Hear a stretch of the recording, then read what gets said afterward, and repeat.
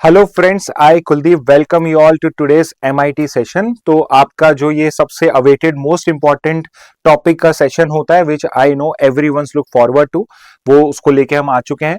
और आज का जो टॉपिक है, इस वीक का सबसे इंपॉर्टेंट टॉपिक है वो ऑब्वियसली इकोनॉमिक सर्वे है। नेक्स्ट वीक में हम आई पॉसिबली थिंक कि हम बजट को कवर करेंगे एमआईटी सेशन में, बट इस वीक का सबसे इंपॉर्टेंट टॉपिक है आपका economic survey of this year. Okay, so without wasting any time let's start and look at the what is important for economic survey this year. Okay, सबसे पहले before I go into the details of this year's economic survey, let's look at the some of the basics of economic survey. तो सबसे पहले you need to know कि ये जो document है इसको पब्लिश कौन करता है। सो it is published by department of economic affairs, जो आपका मिनिस्ट्री ऑफ फाइनेंस का एक इंपॉर्टेंट डिपार्टमेंट है। ओके, सो मिनिस्ट्री पूछ ली जाए कि कौन पब्लिश करता है तो it is ministry of finance, ministry of finance not minister. और कौन सा डिपार्टमेंट है तो डिपार्टमेंट ऑफ इकोनॉमिक अफेयर्स है। अब इस डिपार्टमेंट में भी एक इकोनॉमिक डिवीजन है जो इसको पब्लिश करता है। ओके, अब मैं इकोनॉमिक डिवीजन में क्यों बता रहा हूं, बिकॉज जो इकोनॉमिक डिवीजन है उसको हेड करता है इंडिया का चीफ इकोनॉमिक एडवाइजर। ओके, सो आप मुझे कमेंट बॉक्स में बता सकते हैं क्या कि इंडिया का करंट चीफ इकोनॉमिक एडवाइजर कौन है। So yes, it is prepared by the chief economic adviser. और जो इकोनॉमिक डिवीजन है डिपार्टमेंट ऑफ इकोनॉमिक अफेयर्स के अंदर में मिनिस्ट्री ऑफ फाइनेंस में, उसको हेड करता है चीफ इकोनॉमिक एडवाइजर। ओके, मैं यहां पे बार बार आपका फोकस क्यों ला रहा हूं, because although chief economic adviser economic survey को under minister of finance, ministry of finance ही करता है, बट अदरवाइज जो चीफ इकोनॉमिक एडवाइजर है वो इंडिपेंडेंटली इस पे वर्क करता है। ओके, इंडिपेंडेंटली इस पे वर्क करता है सो दैट एक रियल पिक्चर यहां पे शोकेस हो सके। इसके अंदर में जो सजेशंस दे, it should not be biased in favour of the government also. Okay, so एक ट्रू पिक्चर दिखाने के लिए यहां पे chief economic adviser economic survey को without any interference of ministry of finance prepare करता है। Okay, usually it is released, not usually, every year it is released just before the union budget. Okay, मैं इस बार के economic survey से पहले आपको यह भी कह सकता था कि ये एग्जैक्टली एक दिन पहले आपका टेबल करा जाता है दोनों हाउस ऑफ पार्लियामेंट में, बट इस बार नरेंद्र मोदी गवर्नमेंट ने एक और कस्टम को ब्रेक किया है, विच इज कि इस बार आपका जो इकोनॉमिक सर्वे है वो जस्ट एक दिन पहले नहीं आया, 3 दिन पहले यहां पे दे दिया गया था। एंड उनके साइड से आर्ग्यूमेंट ये है कि एक तो पहले देना चाहिए सो दैट टाइम मिले, विच आई एग्री विद, एंड दूसरा रीजन है कि बिकॉज बीच में सैटरडे संडे था, बजट इस बार संडे को आ रहा है, तो इसलिए इकोनॉमिक सर्वे को उन्होंने पहले आपका टेबल कर दिया। Anyway, economic survey talks about the what was India's performance in the previous year, पिछले साल फाइनेंशियल ईयर में इंडिया ने कैसे परफॉर्म करा है, कौन कौन से चैलेंजेस फेस करे, उसके लिए क्या क्या पॉलिसी मेजर्स हमने लिया है, फ्यूचर में क्या क्या चैलेंजेस हमारे सामने हैं, उनको कैसे हम सॉल्व कर सकते हैं, इन सब के सजेशंस भी इकोनॉमिक सर्वे हमें प्रोवाइड करता है। ओके, और उसके बाद में आपका बजट आता है जो इस साल के जो हमारे रेवेन्यू और एक्सपेंडिचर है गवर्नमेंट के, उनके बारे में हमें इंफॉर्मेशन और डेटा प्रोवाइड करता है। ठीक है, तो ये तो है बेसिक्स ऑफ द इकोनॉमिक सर्वे। अब मैं सबसे इंपॉर्टेंट पार्ट पे आ जाता हूं, विच इज कि इस बार का जो आपका इकोनॉमिक सर्वे है इसका ओवरऑल थीम क्या है। तो इस बार का ओवरऑल थीम है कि द इकोनॉमिक सर्वे सजेस्ट कि इंडिया जो है इस बार गोल्डीलॉक्स इकोनॉमी कॉल करी जा सकती है। अब देखिए, गोल्डीलॉक्स इकोनॉमी टर्म कहां से इकोनॉमिक सर्वे ने यूज करा है, तो देखिए यूनिवर्स के अंदर में जब हम लिविंग प्लैनेट्स की जहां पे लाइफ पॉसिबल है उनको सर्च करते हैं तो हम एक गोल्डीलॉक्स जोन की बात करते हैं। गोल्डीलॉक्स जोन क्या होता है कि जैसे अगर मैं सोलर सिस्टम की बात करूं, अर्थ और मार्स जो है, ये स्पेसिफिकली अर्थ की बात करते हैं, अर्थ जो है गोल्डीलॉक्स सिचुएशन में, यानी कि इसका जो डिस्टेंस है अपने स्टार से, वो परफेक्ट है to allow liquid water to be there and for life to propagate there. तो गोल्डीलॉक्स जोन ऐसा रीजन या ऐसे उस रीजन को कहा जाता है जहां पे आपकी लाइफ पॉसिबल हो, जहां पे लाइफ पॉसिबल हो। सिमिलरली यहां पे इकोनॉमिक्स के टर्म्स में इकोनॉमिक सर्वे ने गोल्डीलॉक्स इकोनॉमी को डिफाइन ऐसे करा गया है कि अभी जो आपकी इंडियन इकोनॉमी है ये परफेक्ट स्टेट में for long term growth. Okay, for long term growth, यानी कि ना तो ये बहुत ज्यादा हॉट है, विच मीन्स कि यहां पे इन्फ्लेशन इज अंडर कंट्रोल। जब ग्रोथ आपकी अनलिमिटेड होती है, अनकंट्रोल ग्रोथ होती है, तो उसका एक साइड इफेक्ट क्या होता है, इन्फ्लेशन होता है, विच नो कंट्री वांट्स। और दूसरा है कि नॉट टू कोल्ड, तो यहां पे हमने इन्फ्लेशन को भी कंट्रोल करा है, but at the same time inflation control करने की वजह से हमारी इकोनॉमिक स्लो डाउन नहीं हुआ है, हमारी इकोनॉमी में स्लो डाउन नहीं हुआ है, excuse me, economic growth is also strong. तो यहाँ पे ना तो हम ज्यादा टू हॉट है ना हम ज्यादा टू कोल्ड है, we are at the sweet spot. Okay, और इसको हमने यूनिवर्स के प्रिंसिपल से कंपेयर करते हुए क्या कहा है कि अभी हम गोल्डीलॉक्स इकोनॉमी बने हुए हैं, विच मींस कि हमें यहाँ पे रिजिलियंट ग्रोथ के तरफ देखना चाहिए आगे फ्यूचर में। ओके, तो India is remain stable and resilient. Okay, इसके बाद as has been the usual economic survey, it talks about the different statistics with regard to different sectors of the economy।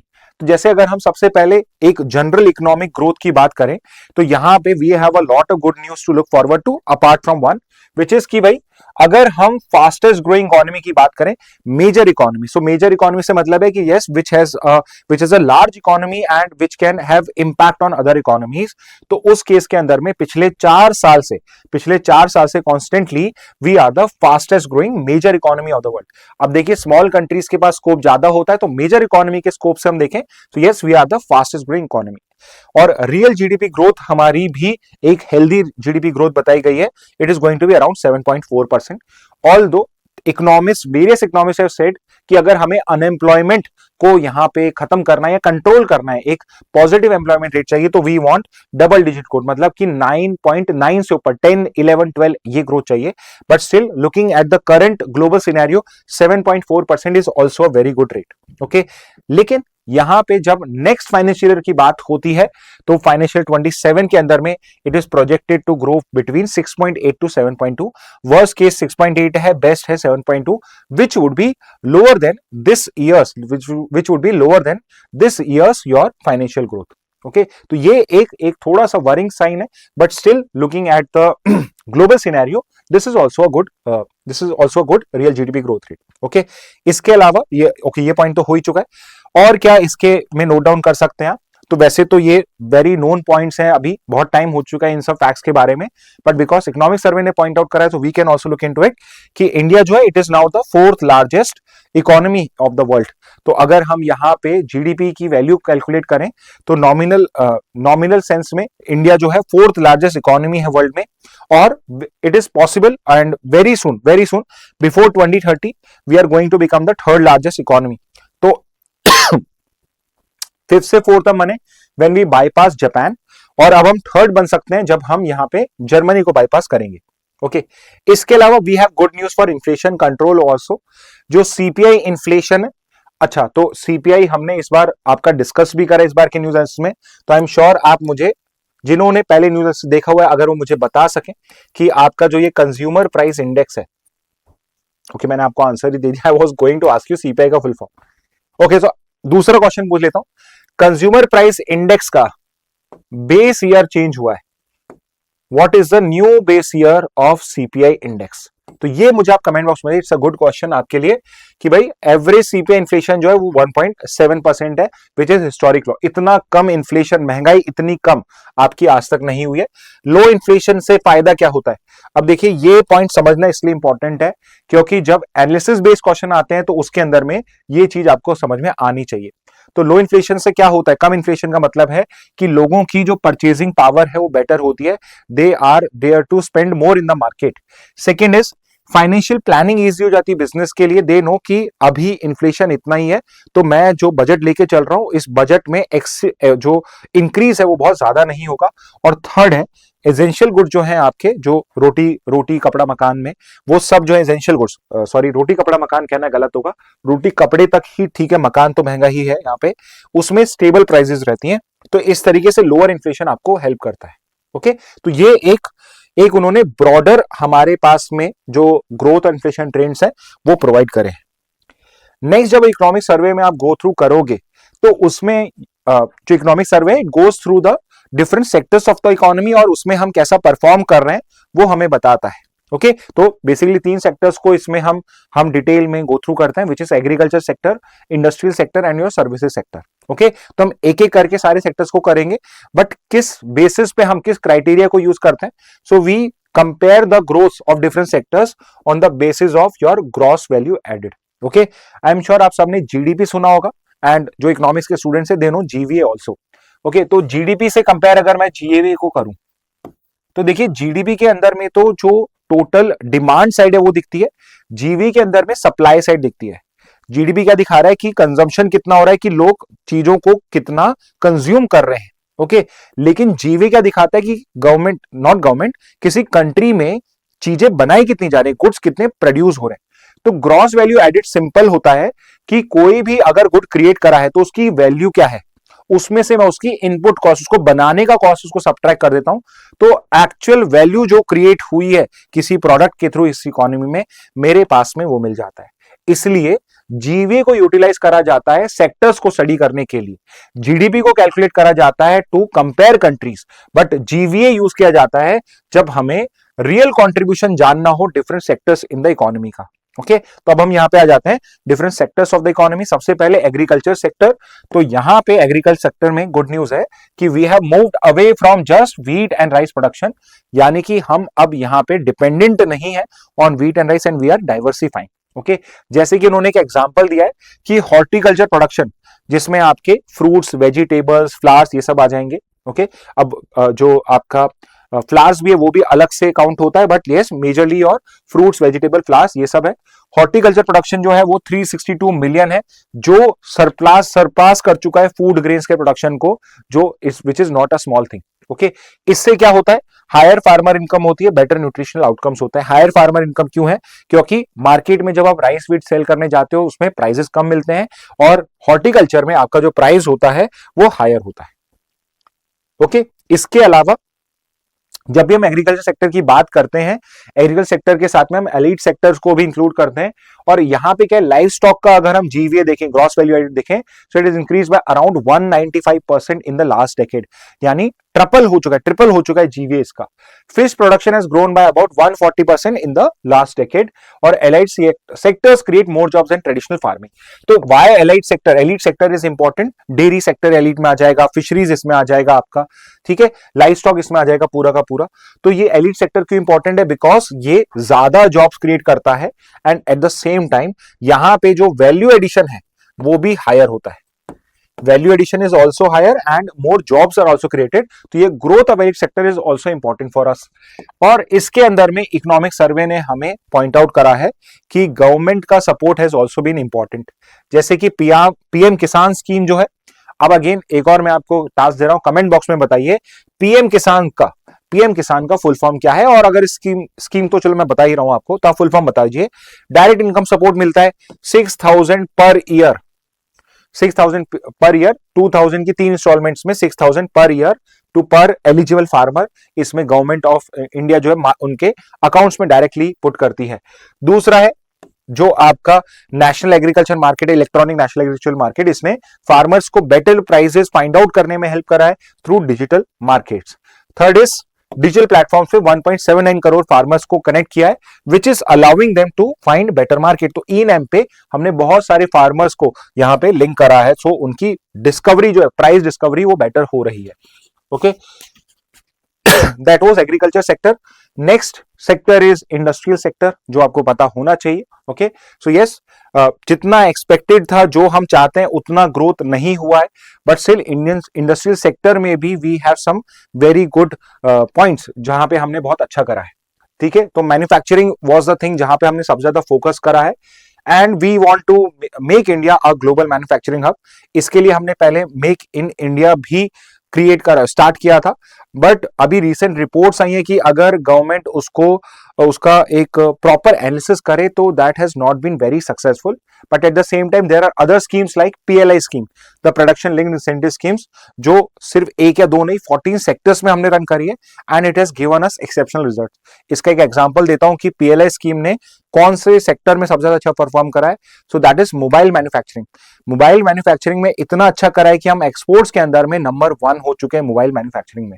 Okay, तो ये है impact of PLI scheme. क्या रहा है, investment आया है वर्थ अराउंड 2 लाख करोड़ का, production output nearly 18.7 lakh crore का है, एंड 12.6 लाख जॉब्स जो है वो क्रिएट हुई हैं।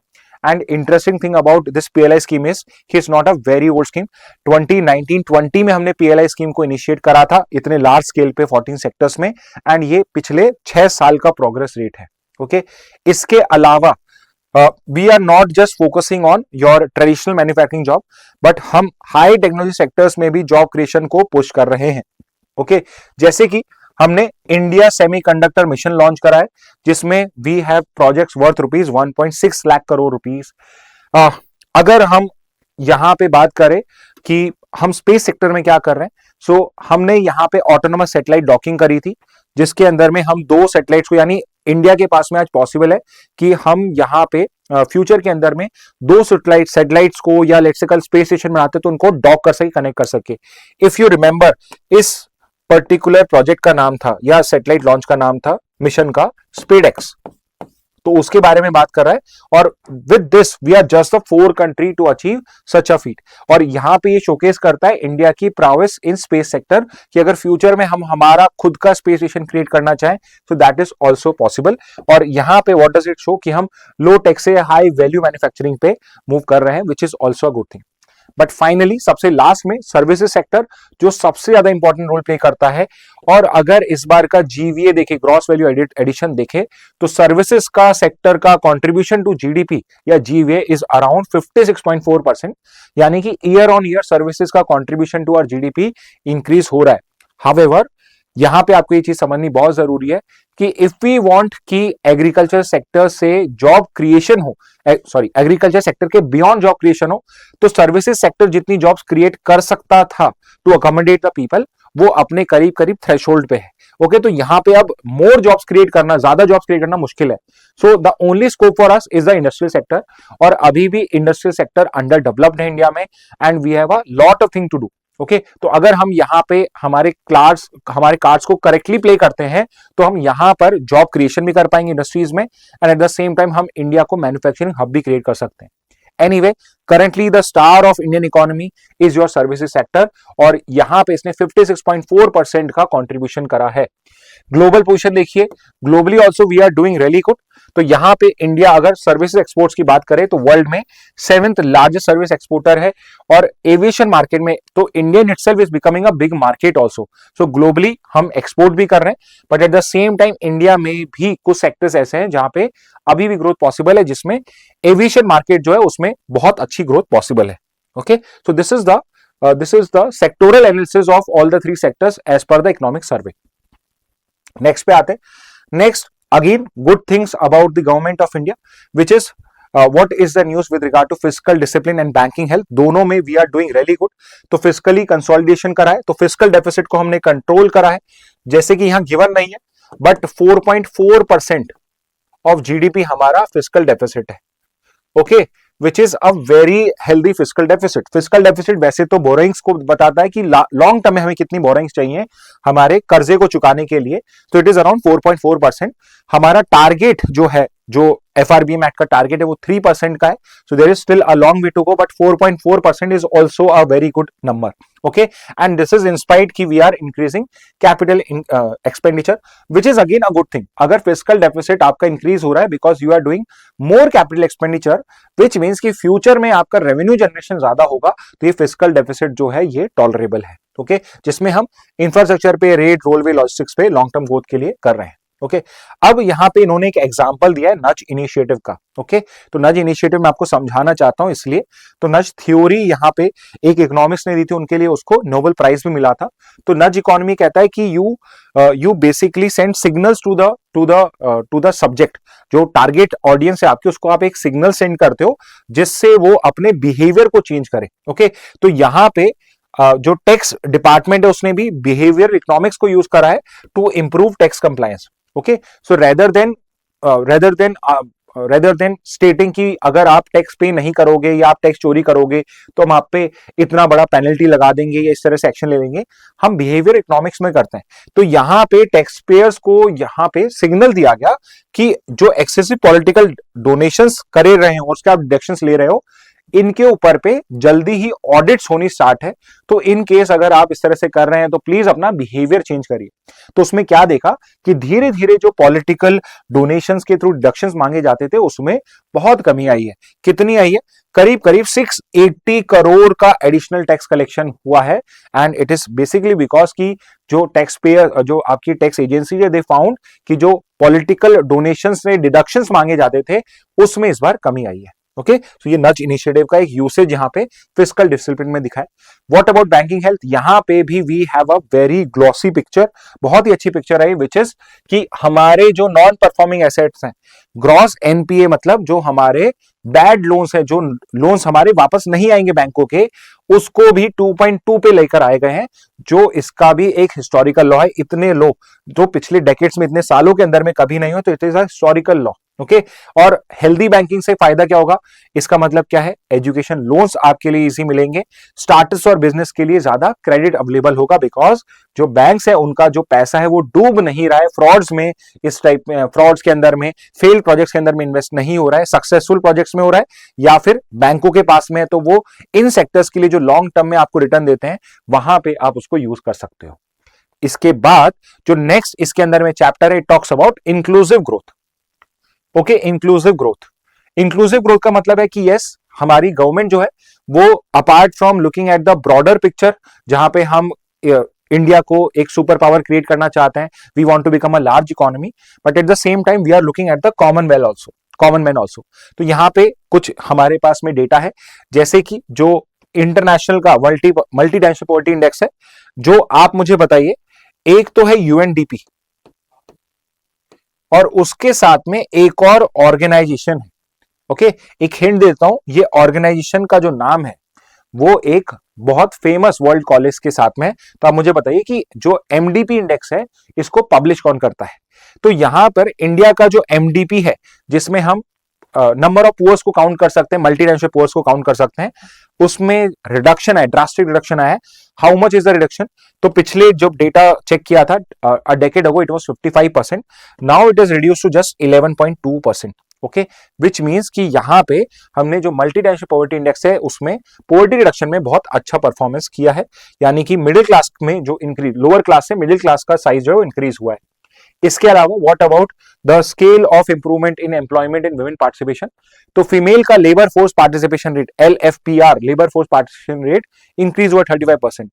इसका मतलब क्या होता है, फीमेल लेबर फोर्स पार्टिसिपेशन की लेबर के अंदर में, जो लेबर में जॉब्स के लिए लुक कर रहे हैं उसमें से कितनी फीमेल्स हैं, तो जितनी फीमेल्स है उसमें 35% अब आ रही है। ऑल्दो 50% होना चाहिए because that is the population of women in India, but still it is 35%, which is a good improvement. इसके अलावा better access to education and employment has also been seen in the survey. Okay, what about digital and social security inclusion? अब digital initiatives भी बहुत जरूरी हैं because we want digital literacy also, specifically in the lower class and the poor class of India.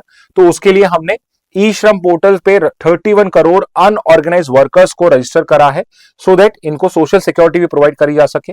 और interestingly इसमें 54% जो registered workers हैं वो विमेन है, यानी कि ये जो लेबर फोर्स पार्टिसिपेशन रेट है it would increase in future, because बहुत सारे अनऑर्गेनाइज वर्कर जो विमेन थी दे वर नॉट रिकॉग्नाइज इन दो सिस्टम, तो अब इनको भी रिकॉग्निशन मिलेगा। एट द सेम टाइम इनको फिर सोशल सिक्योरिटी यानी कि पेंशन हो गया, इनका पीएफ हो गया, इनका इंश्योरेंस हो गया, उन सब पे भी अब यहाँ पे वर्क किया जा सकता है। ओके, तो इसके लिए हमने ई श्रम पोर्टल को लॉन्च करा है, सो दैट जो ये सोशल सिक्योरिटी हम ये अनऑर्गेनाइज सेक्टर में ही प्रोवाइड कर सके। और क्या करा है हमने इंक्लूसिव ग्रोथ के लिए, तो we are working on financial inclusion.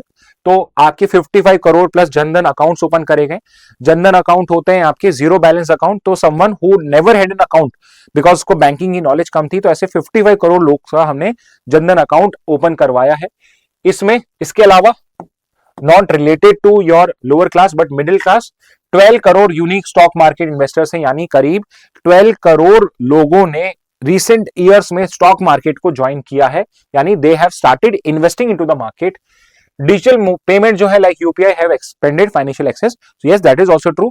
आज के टाइम में आप किसी भी शॉप पे जाइए, एक छोटी सी पान की दुकान पे चली जाइए, सब्जी वाले के पास चली जाइए, लोकल ग्रोसरी वाले के पास चली जाइए, सबके पास में यूपीआई का एक्सेस है, तो उससे क्या है, फाइनेंशियल एक्सेस इंक्रीज हुआ है। ओके, इसके अलावा अगर हम इनोवेशन में भी देखें, सो इंडिया इनोवेशन में भी इंप्रूव कर रहा है। And one thing to showcase our improvement is that India's rank in the global innovation index has improved to 38th. तो इंडिया की रैंक क्या है जीआई में, it is 38th। Okay, strategy क्या यूज करी है हमने इनोवेशन के अंदर में, we are securing critical sectors.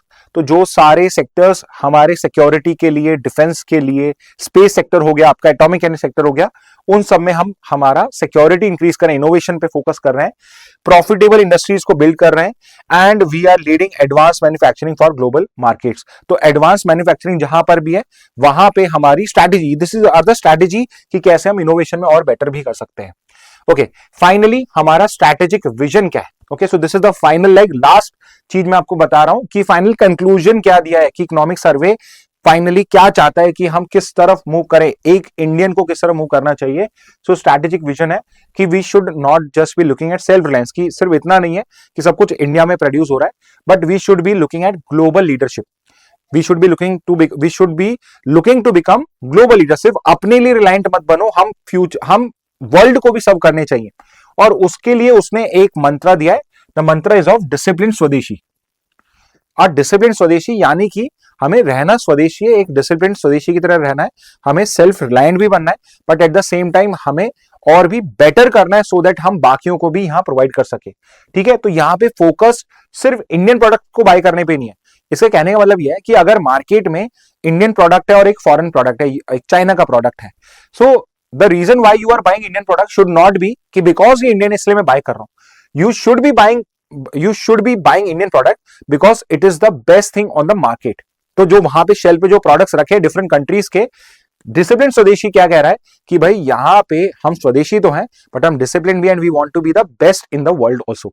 Okay, इसके लिए हम क्या करेंगे कि सिर्फ हम इंडियन प्रोडक्ट्स को बनाएंगे नहीं, we will try to make them the best in the world. So जो भी उसको बाय कर रहा है वो सबसे बेस्ट है। इसके लिए हम क्या करेंगे, we want to be technologically advance and we want to be globally competitive. तो यहां पे मैंने इंट्रोड्यूस करा आपको प्रिंसिपल ऑफ डिसिप्लिन स्वदेशी, जो इसका फाइनल गोल है। ठीक है, तो स्टूडेंट्स ये सब थी इस बार के इकोनॉमिक सर्वे की इंपॉर्टेंट डिटेल्स। मैं एक चीज आपको क्लियर कर देता हूं कि देखिए, अगर आप कोई ऐसे एग्जाम की पढ़ाई कर रहे हैं जहां पे डेटा इंपॉर्टेंट है, तो I have not gone into data, but यहां पे जो भी आपके सब्जेक्टिव क्वेश्चन बनते हैं जहां आपको लिखना पड़ सकता है या फिर आपका यहां पे एनालिसिस चेक हो सकता है, वो सब आपका यहां पे कवर हुआ है।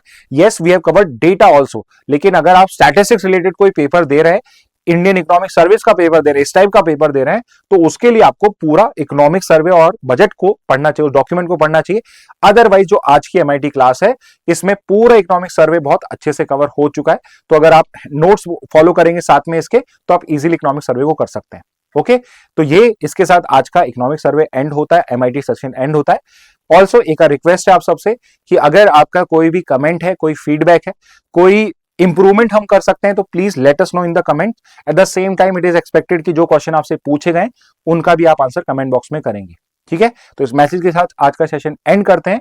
Thank you and have a very nice day.